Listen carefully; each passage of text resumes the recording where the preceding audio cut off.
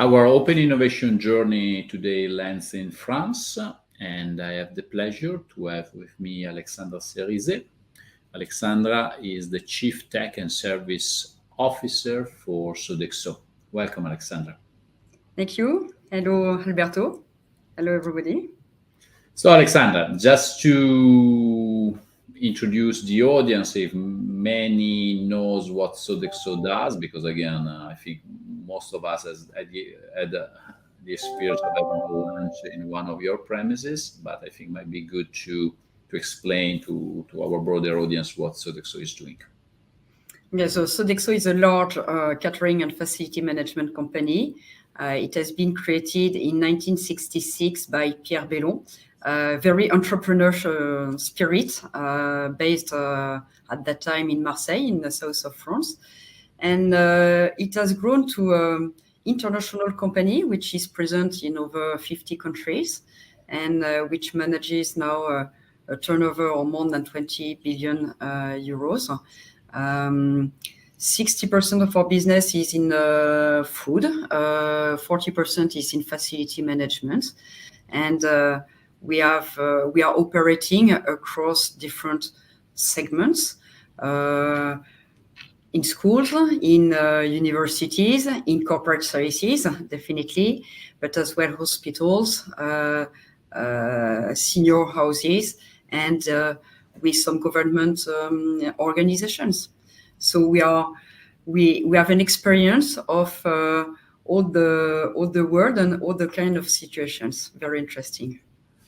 Yes, I think one of the things that we have learned working with you in the past few years is that Sodexo is a peculiar company, and we're in countries that have a specific organizational relevance, and that also will trigger our discussion. We'll discuss how you shape your innovation activities. It might be important probably for all the audience to understand how the company is organized, because I think the role of the country, the role of the markets, and also to a certain level, the level of autonomy and the degree of autonomy is one of the characteristics of Sodexo as a company. So we have just announced last July a slight change of organization to get back to a local P&L, to push the level of accountability and empowerment of our people on the ground. But it's a global strategy which is executed locally. And it is supported by two very strong dimensions, growth and commercial, which is accompanying all our clients and consumer direction with proper marketing, with proper go-to-market strategies, commercial retention of our clients, these kind of topics. And the department which I head, Tech and Services, which is at the core of our transformation to be the Sodexo of the 21st century, which is tech supported in order to leverage all the benefits of technology, digital, data, innovation. So I'm running this department. I also have the food and FM platforms. Those platforms are those which are creating the product with the support, and that's very important, with the support of technology. Now, in this world, all our clients are much more technology driven. All solutions need to have this technology at the core. And why?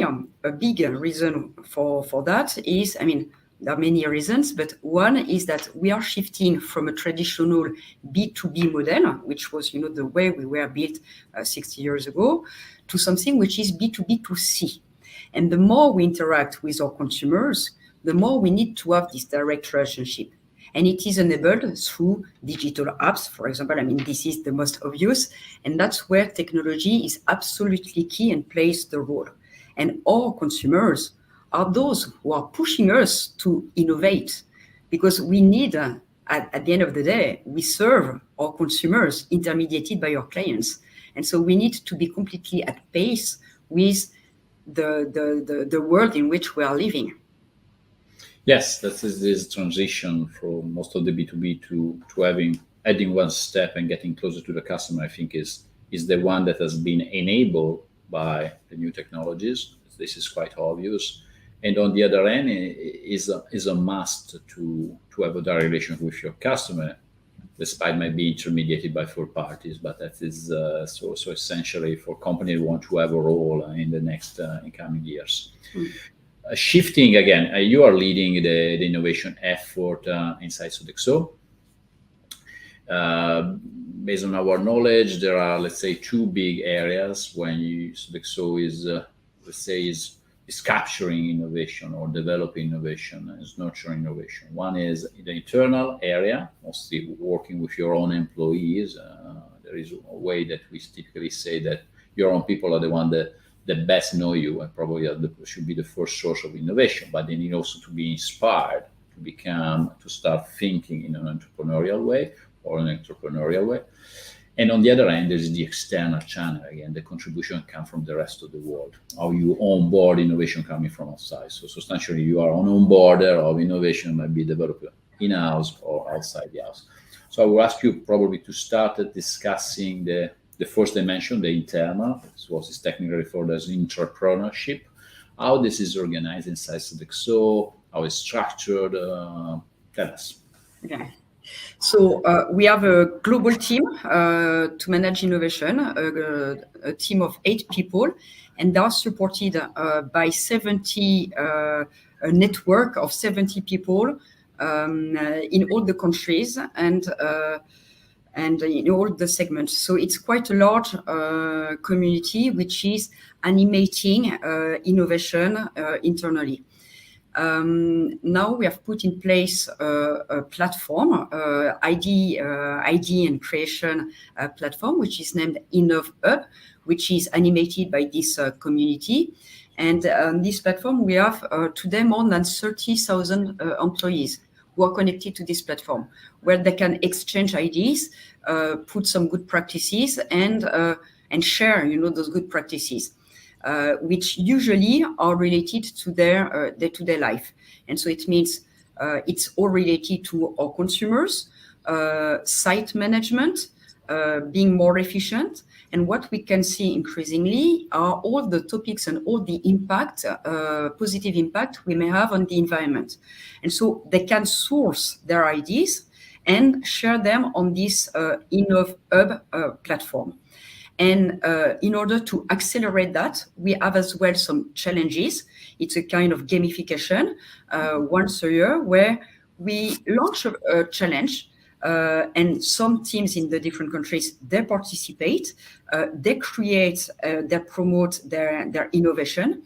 And there is a selection at the end and some celebration, because we like to celebrate those innovations that we then promote at scale at Sodexo.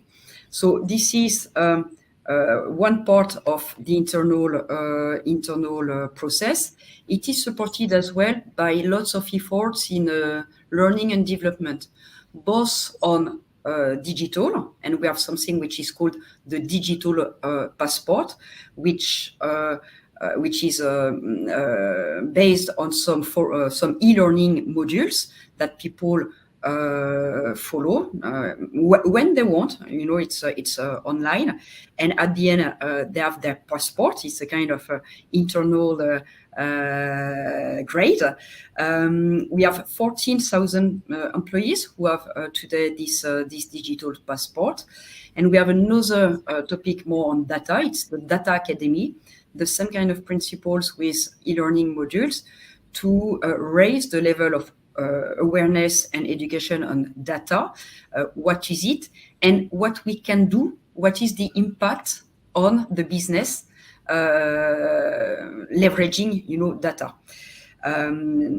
We have those two e-learning programs, and we track the progress in each of the countries and each of the region.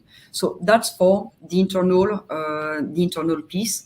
And it's working pretty well and very much, animated. There is also an external challenge, meaning how Sodexo interacts with the innovators from all over the world, the technical core startups and scale-ups. How do you do that? How is it structured? So we are the global team I was mentioning, and our 70 ambassadors are very open to our ecosystem, to identify which partners, which startups could work with us. It can come as well sometimes from our client needs. Our clients, have a specific problem, and so we identify some startups. We are already working with more than 100 startups, which have been identified by this team, and so we do the due diligence, and we create some partnerships with them on one side, and then the challenge that we have is to scale the benefits and the relationship that we have with those startups. And here we have another topic which comes to help. When we select, we have a program which is an accelerator. And we launch an accelerator to boost the potential impact of selected startups that we have identified, and to provide them with a bigger reach, because Sodexo is a large company in a country, and sometimes in different countries. We are very country-based, but we can replicate, one partnership from one country to another one. And I have an example in mind for that. We have identified a startup which is making some robots, Kiwi bots, in the US. They are deployed in large universities in the US, and we are considering some expansion in other countries with them. So it's the kind of benefits, both for the startups, but for us as well, because it's a way as well to promote innovation with our clients, our efficiency, and to be at the core of our value proposition. So you were mentioning the accelerator program that you have. How does it work? Is it something that you launch challenges, or Yes. you use it to channel the most interesting solution that you find elsewhere, and to help them to better integrate with the business unit inside the country that eventually to expand globally? How does it work? So it's a challenge. Definitely, it's a challenge. We identify, usually we need to have a very strong business sponsor in a segment, in a country. We identify a need that we need to serve. And there is a first round of selection of startups who can feed those different needs. Then they present, they pitch ourselves, and there is a jury. And at the end of the day, we select the best one. And this, selection will benefit from being more deeply integrated within Sodexo, understand the way we work, and we give access to our client database to create, those business, respective business together. The thing is substantially is challenge based. The challenge obviously are originating in a specific country with a business sponsor, and then you start a journey for integrating more and more inside the organization. Obviously, Exactly. after selection, after checking that everything works. Perfect. Just again to to help your colleagues that are doing the same job elsewhere in other industries, in other countries. Again, most of the time you are working on different things, but you have all of you share the same issues that are meaning, okay, innovation is the things that has to be done, but it's so damn complicated to be integrated and so damn complicated to be scaled up. So what are the main hurdles, the main challenges that you're facing in your daily job, and if you want to provide some tips, some suggestions to your colleagues, what it worked at Sodexo, what didn't work at Sodexo. So based on your experience, what do you say? So you point exactly the challenge, which is the challenge of scalability. I see two challenges to overcome, two main challenges. One is the cultural challenge. And the relationship to time. When you are in a big organization, there are some process, there is a governance, there are some departments, and a startup needs to understand that, because the navigation is different versus their life, which is I decide, I act, it's done. Okay, we need to go through different processes, and we need ourselves and the people responsible of the partnership at Sodexo, we need to accompany the startups and the partners in this journey. So that's the cultural fit. Then there is another topic, which is the technology. Those startups, to get at scale, we need to have systems and IT which is clean and which can support the agility of those new systems coming from our partners. And this is maybe less glamorous, but absolutely required. We need to check topics related to IT security, legal security as well, and the contracts. And those are the other steps that we need to overcome to scale the partnerships that we have with our partners and with the startups. So there is again the past the honeymoon, meaning you find a startup, the solution sounds great, sounds to might be the perfect use case for your organization. Then the real wedding happens, and then before getting married, you need to overcome on the one hand they say that we need the habits of the house, that substantially is the culture. Again, we have processes, we have rules, we have governance, we have different steps of approval. We need to engage the family, that sometimes not all of the same, exactly on the same page. It takes time.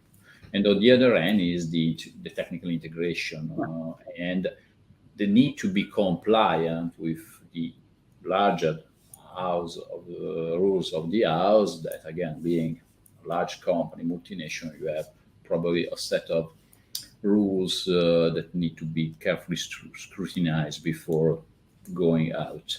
And that is a very common topic, talking about large organization, but sometimes startups fail to understand. And sometimes I have to say, organization indulge too much on their own need to respect the rules, and most of the time that creates the slowness in moving, and sometimes might be very, very dangerous. Because sometimes you get too much, to be so much compliant that you are compliant with something that at the end is not working and is not innovating. So finding the right balance here is... We need to find exactly the right balance, because the market does not wait, and our clients don't wait neither. So the market is moving, and saying you have your own rules. Startups always are five spacers. They move so fast, but they don't know again, your role is so complicated, by the way, and that is the role of the call today. Innovation, people in charge of what is called open innovation, is so complicated because you need to translate the complication of larger corporation to the world of startups, and you need to translate the sense of urgency of startups to the large organization. And in this conversation, most of the time, there might be some. We learn from each other. Exactly, you learn from each other, and the point is, you need to be able to bridge these two worlds. That is easy to be said, it's difficult to be done. But the way you do it and the way you are successful to make it happen is what will really make the difference. because if not, the companies just stop innovating and the market moves out, and that is the danger and the risk we cannot accept. You cannot accept. So it's a very complicated job. That's why these conversations are so useful, because again, we are noticing, again, I'm not talking with most of you from different industries, different countries, and most of you share the same issues, and you can learn a lot from each other. Sometimes you find some specific things that work it so nicely that might be definitely replicated by others. That's the other way around. So you have any anecdote, any story that you may share with our audience in terms of what has been some problems you were able to navigating around, circumnavigating, or something that was so big that has been a showstopper, despite there was a big potential. Yeah, something that can I won't share all the secrets. No, I want. I mean, I want maybe to end on another note as well, which is the cultural change. International, which is a challenge. Cross-cultural alignment that sometimes needs to be done, and we can be in funny situation, but at the end of the day, as you mentioned, we learn a lot, and it's good for our clients, for our business, for employees as well. I mean, it's extremely exciting to be working on a site where there is an innovation and where we partner with a startup, because as you mentioned, it creates a little bit more, agility. It's a way as well to challenge ourselves, and so we welcome, these ways of interaction a lot, and it's the future. So. No, totally is the future, and then it's true. You have an extra complication that you are working with different ecosystems that have also different culture, different habits, and different need of customization and localization. That is an extra complication that you have to face, because again, there are opportunities for moving innovation from one country to another, but there obviously is not something that comes immediately and so easily. There's some work that needs to be done to cross the cultural barriers that might be from different countries. And then you are working in between the world of startups, the world of corporates, and then the world of different countries that are adding an extra layer of complication. But again, that makes your life and your work so exciting, because at the end, there is no other way than being successful. But being successful requires a lot of learning, a lot of ability to adapt, a lot of ability to go around things and make them work. That is actually so fascinating, because it's so complicated. So all the best for your future activities. We are looking forward to hear from Sodexo about new innovation coming out, either from your own employees or from the world of startups. And again, the more you're able to work with them, definitely the better Sodexo will be in the next incoming years. Definitely. Thank you. Thank you, Alexandra. Thank you.